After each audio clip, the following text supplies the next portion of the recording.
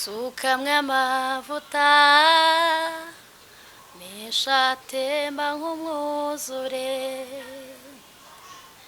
mpore naka kugeza igihe uzazira. Sukamwe amavuta menshi atemba nk'umwuzure, mpore naka kugeza igihe uzazira. Sukamwe amavuta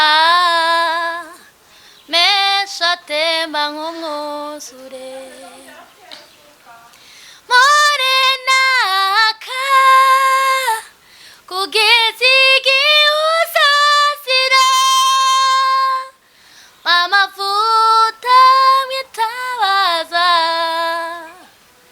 mwami wanjye mpore naka. Amavuta mwitabaza, mwami wanjye mpore naka. Ubwo uzaza uzambonere kure, mwami wanjye tuzajyane.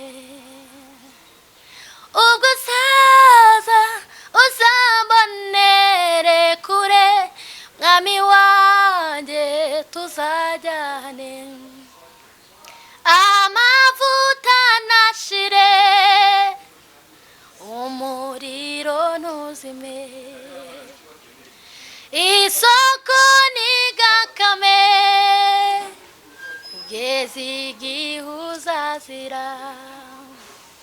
Amavuta nashire, umuriro ntuzime, isoko ntigakame kugeza igihe uzazira. Amavuta mwitabaza, mwami wanjye mpore naka. Amavuta mwitabaza, mwami wanjye mpore naka. Ubwo uzaza uzambonere kure, mwami wanjye tuzajyane. Ubwo uzaza uzambonere kure, mwami wanjye tuzajyane. Amavuta ntashire, umuriro ntuzime, isoko ntigakame kugeza igihe uzazira. Amavuta ntashire, umuriro ntuzime,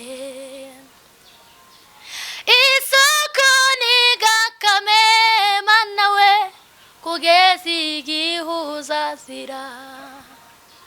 Amavuta mwitabaza, mwami wanjye mpore naka.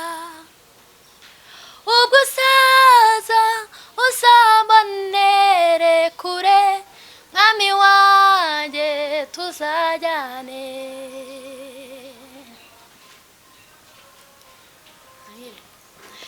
Yesu yavuze ko ari se w'imfubyi, akaba n'umugabo w'abapfakazi, akarenganura n'abarengana. Uwo mwami nashirwe hejuru. Yesu yavuze ko ari se w'imfubyi, akaba n'umugabo w'abapfakazi, akarenganura n'abarengana. Uwo mwami nashirwe hejuru. Tumwizere niwe buye rizima,